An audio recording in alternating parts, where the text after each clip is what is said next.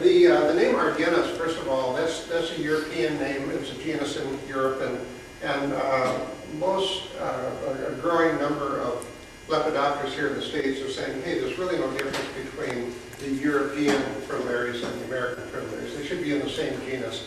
And Argenus is an older name than Spirea, and so they're looking real seriously at making Argenus the genus and putting Spirea in a subgenus. It's not fully accepted yet. This is the way it's going to show up in the book that we're coming out with here in a couple months.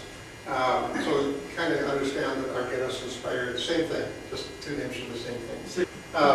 And Hesperus is the Northwestern fritillary.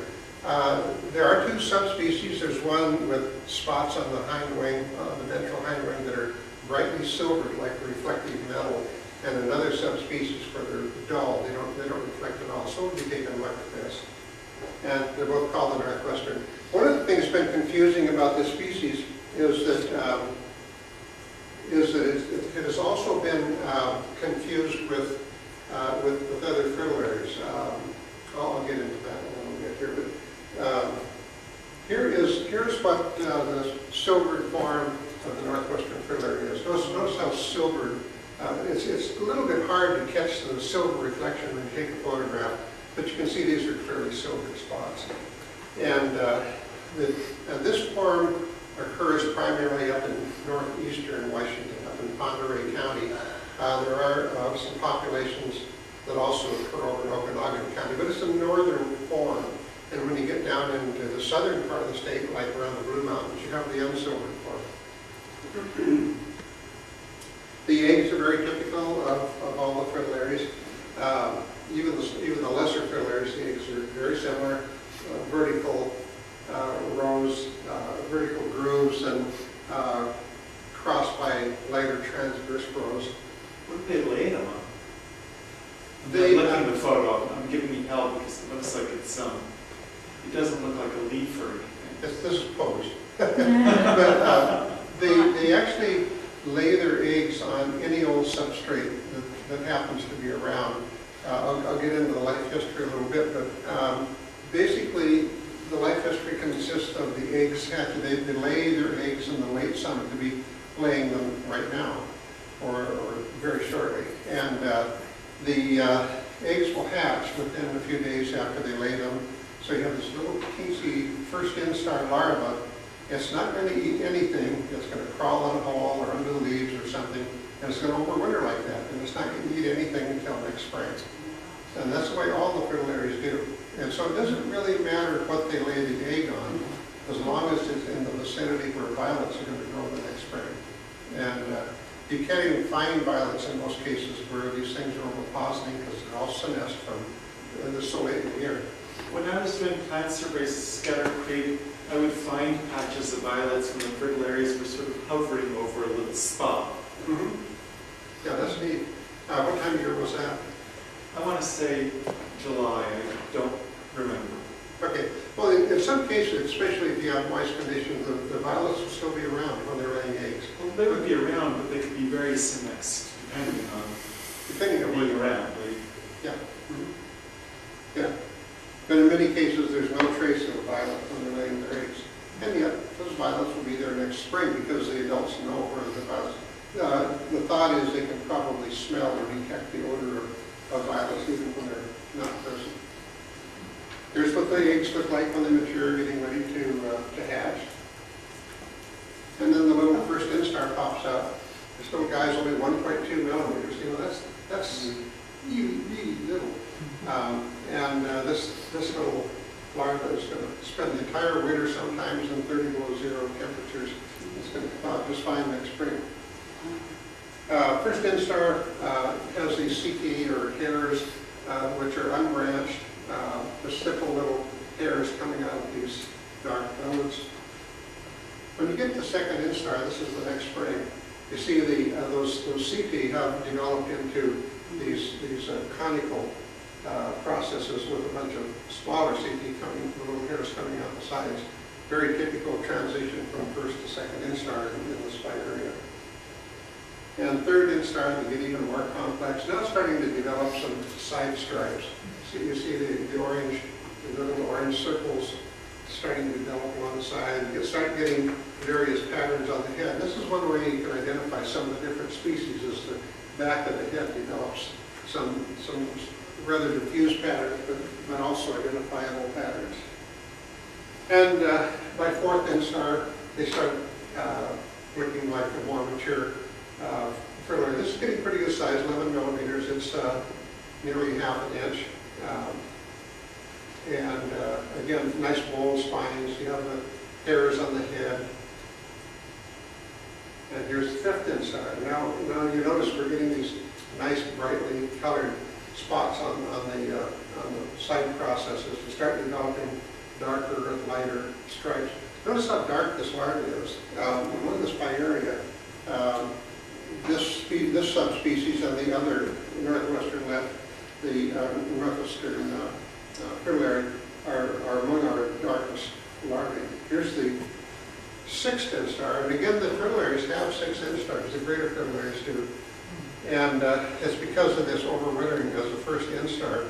This unfed first instar actually molts the next spring before it feeds. And so you kind of get this added extra instar, and you get an extra number of sheds of the skin. So this is what the adult or the mature larva looks like. Notice the patterns starting to form on the head. See how distinct those spots are?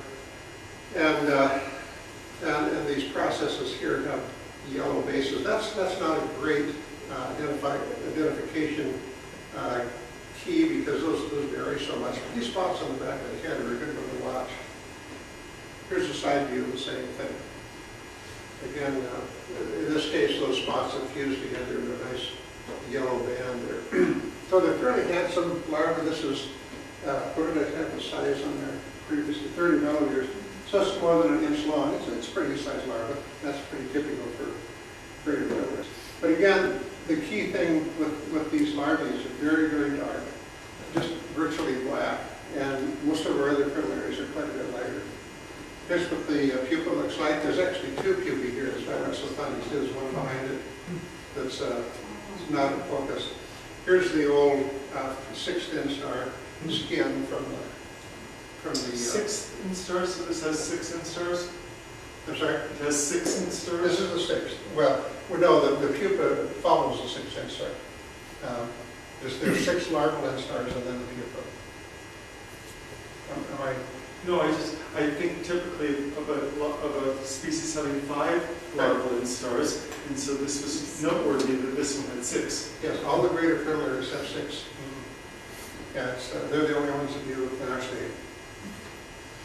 Here's what the adult looks like. The dorsal view looks pretty much like any Northwestern Fritillary or Hydaspes. The Hydaspes are very, very similar, by the way. And here again is what it looks like ventrally. Nice silvered spots in this subspecies Brico. The Northwestern Fritillaries have these usually kind of reddish discs, and then this path right through here between the outer rows of silver spots is not. They're clear. It's a clear path there, a clear section of yellowish without the red being infused clear into it. If the red were infused clear into it, it would probably be a Hydaspes Fritillary, except Hydaspes are not silver. Just to give you a few of the things you're looking for.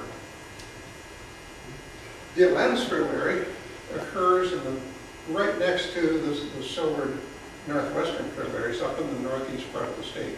That's the only place you're going to find the Atlantis Fritillary in Washington. But there's a lot of confusion here because they really live alike. You can see some differences in the shapes of the silver triangles on the outside and so on, but those are kind of variable. So you're really looking at shades of color here. The Brico Northwestern Frit is pretty much reddish. And when you get into the Atlantis Fritillary, it has this, we haven't really come up with a word to describe this color. Milk Anybody know what chocolate. it is? Milk chocolate. Milk chocolate, that's good. It's what? Milk chocolate. Milk chocolate. Yeah, not bad, not bad. But again, notice that it also has this clear path. They're pretty similar. While they fly adjacent to each other, they live in different microhabitats. This Atlantis is in moist areas, And Brico is in dry areas. Could be right next to it, but a little bit different habitats there. Now here's the unsilvered one. This is from down in the Blue Mountains. You see there's no silvering at all.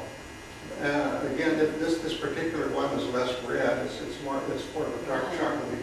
But again, notice this nice clear path through here.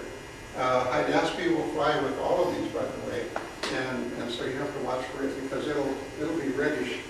It will have the red infused right into this outer section here. And here's another form of Hesperus dodgei, the unsilvered one. David James took this in Oregon, just south of the Blues, and you notice it's pretty reddish too. You can really confuse this one with Hydaspes, or with Hydaspes. Hydaspes fritillary. They can look really similar, and I've been fooled plenty of times by trying to separate these things, but this is the Hesperus, the Northwestern fritillary. Violets, good plant for all of the greater fritillaries. This happens to be the Canada violet, but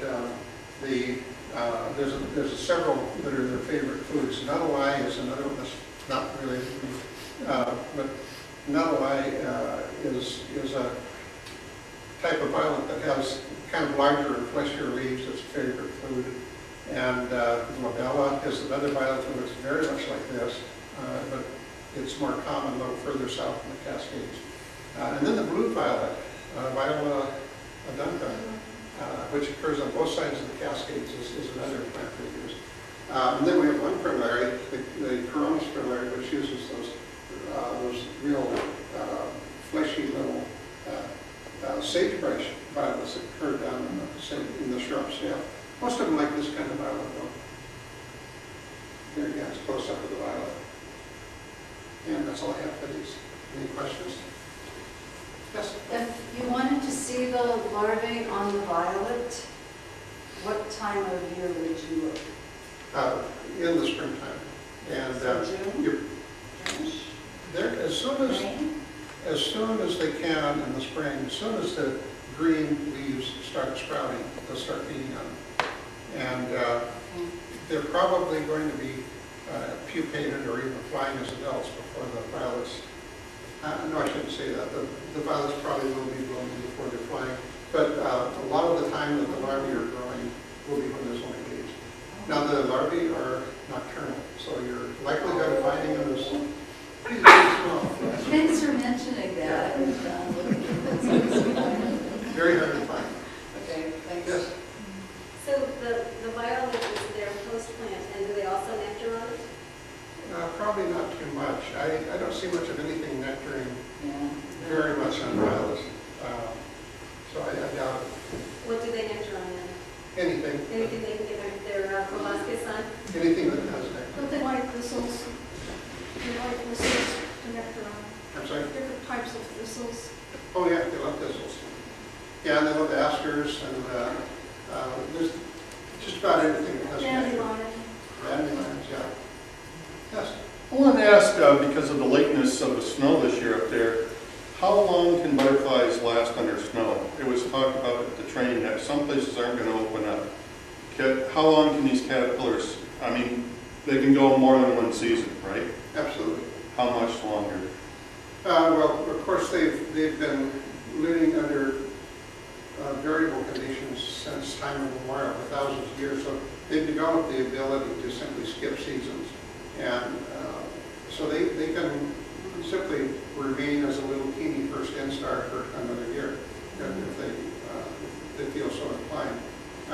And if the snow finally departs after the length of the day is already down to a certain length, they take that as a cue and they don't develop.